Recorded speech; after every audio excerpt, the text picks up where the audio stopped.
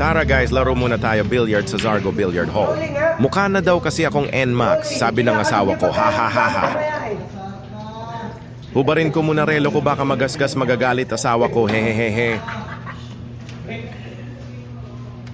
Okay, live muna tayo. Shoutout po dyan sa mga nanonood. Huwag kang maingay dyan, Unggok. Alam mo naman, naglalaro ang Kuya Labmak mong pogi, wala kang respeto, hehehehe.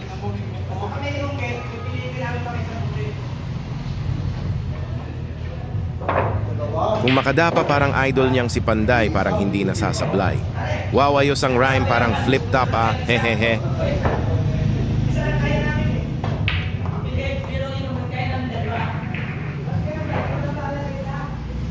Nabitin ang tira ko dito. Madaya ginalaw ang pamato para madaling i-shoot.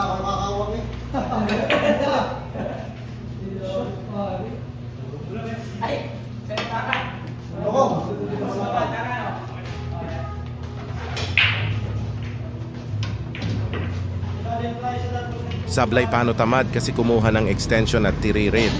Akala ko ako'y nagkaroon ng palaban. Kikita na ng maganda. Malas eh. Hindi naman ano eh, malas.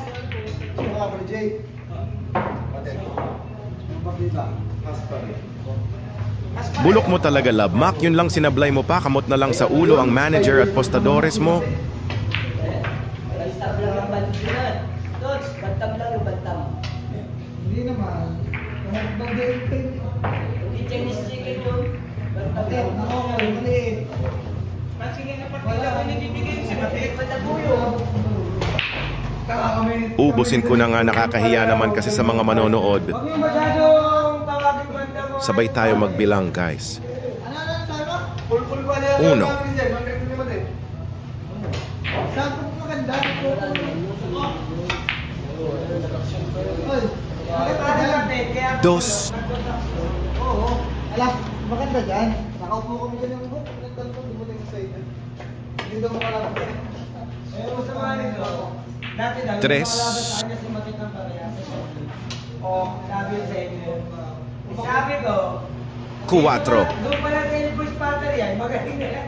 Paano ka ba, no? Paano makakalaban? Doon pa sa palengke. Sa palengke. Ang punta si... Cinco. Sa tinatawag sa akin ng parehas nila. Nalaban dati eh. Sumukulit na.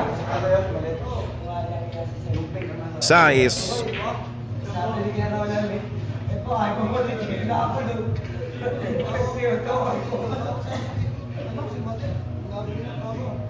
Siete. Baka pumunod sila yun. Parehas pa ng laban naman. Tingnan ng 19 ni Papa. Hindi naman bibigyan na ito sa mga. Bibigay kasi luga. Otso. Luga. Kasi iboy. Noah Bay. Last ball na guys, panalo na tayo.